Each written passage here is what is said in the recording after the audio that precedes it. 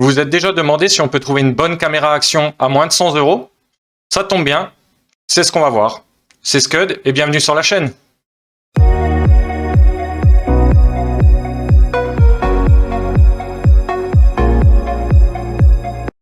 Aujourd'hui, on va donc parler de ceci, la Surfola SF530. C'est une petite action cam qu'on trouvera aux alentours des 80 euros sur internet. Elle est équipée d'un capteur de 24 millions de pixels. Elle nous promet de la 4K 60 fps, 30 fps, du 2,7K en 60 et 30 fps, et comme toutes les autres, du 1080p, du 720p, de 120 à 240 fps. Maintenant, est-ce que c'est vrai? On va déballer tout ça, voir ce que contient la boîte, et on est parti pour le test. Voilà, bon, on a tout déballé, on a tout posé, et là, premier constat, c'est hyper complet. Il y a un nombre d'accessoires qui est quand même assez important, et pour le prix de la caméra, je trouve ça vraiment cool. Comme dit, c'est une caméra qui est assez abordable, elle est à 79 euros, donc retrouver tout ça dedans, franchement, moi je trouve ça vraiment cool. Alors, on a quoi? Une batterie, il y en a une deuxième, mais elle est dans la caméra déjà. On a le chargeur, le câble qui va bien avec. On a un petit support pour les guidons, moto ou vélo. On a une petite coque plastique pour entourer la caméra. On a pas mal de petits crochets que vous pourrez venir mettre dans certains supports de casque. On a de la visserie. On a les petits supports avec les adhésifs. On a le boîtier étanche dans lequel elle était à la sortie de la boîte. On a un deuxième couvercle arrière. Alors attention parce que celui-là il est fendu, comme vous pouvez voir, hein. C'est pour capturer le son directement avec le micro de la caméra. Il n'est pas étanche, donc il faudra bien faire gaffe si vous le mettez. Vous allez sous l'eau avec, la caméra vous la prenez et poubelle. Et franchement ce serait dommage, hein. On a un micro Wi-Fi, la petite bonnette, le câble qui va bien pour le recharger, une télécommande déportée, comme vous pouvez voir, hein, avec le bouton caméra plus appareil photo, une petite sangle. Et là, franchement, moi je trouve qu'on est bien. Là, et maintenant, l'objet principal, à savoir cette caméra. Donc, bord assez arrondi, elle est plutôt du bel effet. On a un deuxième écran en façade, si on veut se filmer en mode reverse, ça franchement, c'est pas trop mal. Donc, on va l'allumer. Voilà, on a la petite musique. Si on veut profiter de l'écran avant, on reste appuyé sur la touche du bas. Voilà. On rappuie, on repasse derrière. On avait donc parlé de la petite télécommande. Donc là, comme vous voyez, hop, j'appuie sur photo, ça prend une photo. J'appuie sur la caméra, voilà, on démarre le film. C'est hyper pratique et comme dit, déjà assigné. On arrête ça. Le micro, pareil, on l'allume. Les petites LED. Et là, on peut voir. Et voilà.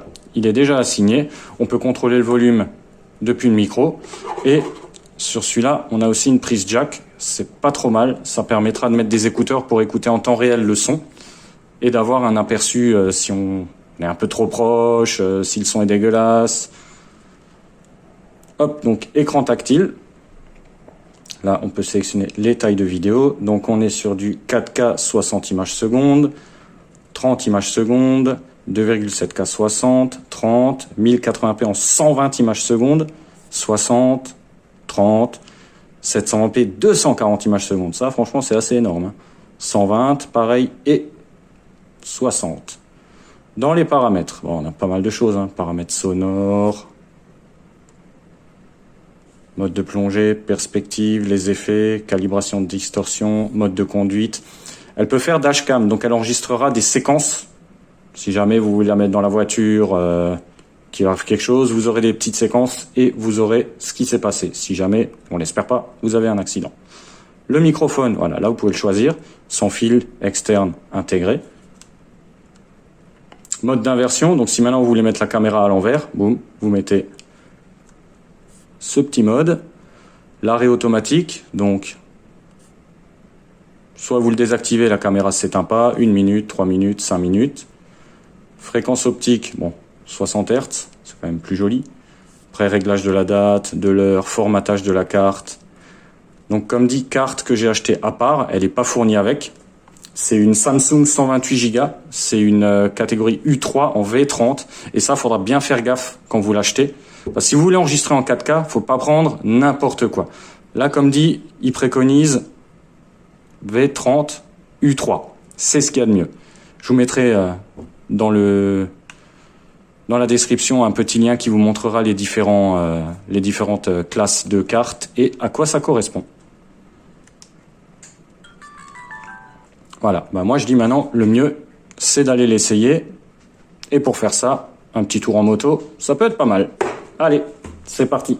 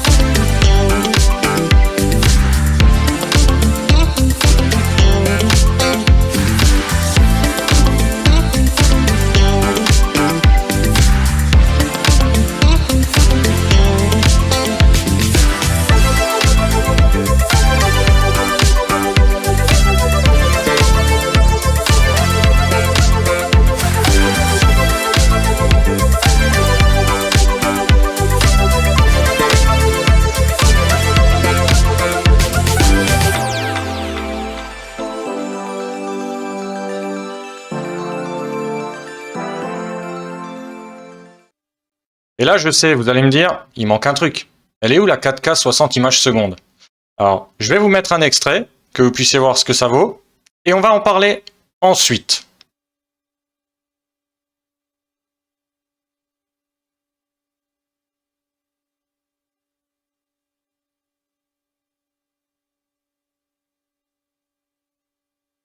Là, je sais, vous allez me dire, ça, c'est pas de la 4K 60 images secondes, c'est pas très joli. Alors, on va dire que c'est un petit peu plus compliqué que ça. Sur cette caméra, on a une 4K qui est native uniquement en 30 images secondes.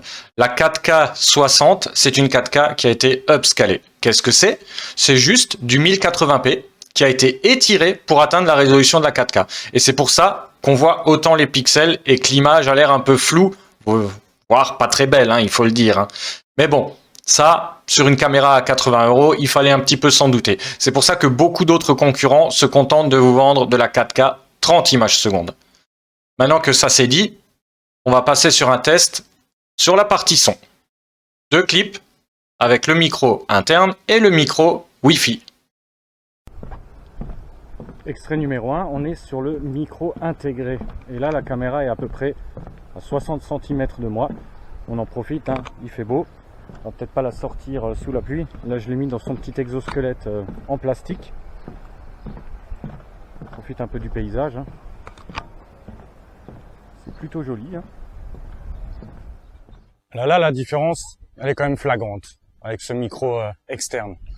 On peut régler le volume directement dessus. Ça va de 1 à 4 avec les touches sur le côté. Là, il est juste en dessous. Et franchement, la qualité, elle est très bonne, je trouve. Il y a une grosse différence.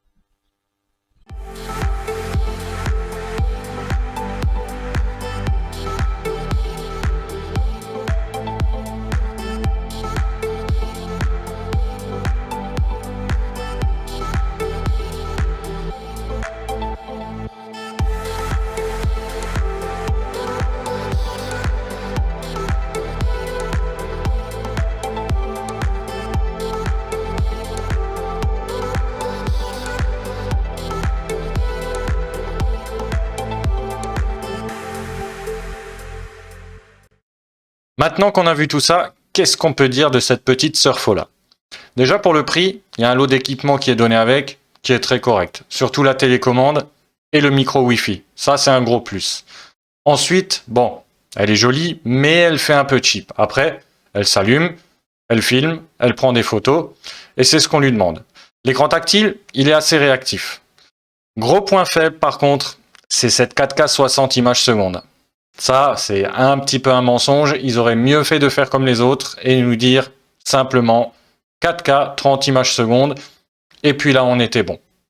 Après, bon, les photos, c'est pas celles des téléphones qu'on a aujourd'hui. C'est pour ça qu'on préférera les prendre et utiliser cette caméra uniquement pour filmer. Après, c'est pour ça qu'on la prend, j'ai envie de dire. Voilà. J'espère que cette vidéo vous aura plu et qu'elle vous aura aidé. Si c'est le cas, n'hésitez pas à lâcher un petit pouce bleu ou à commenter, j'hésiterai pas à vous répondre. Allez, à la prochaine!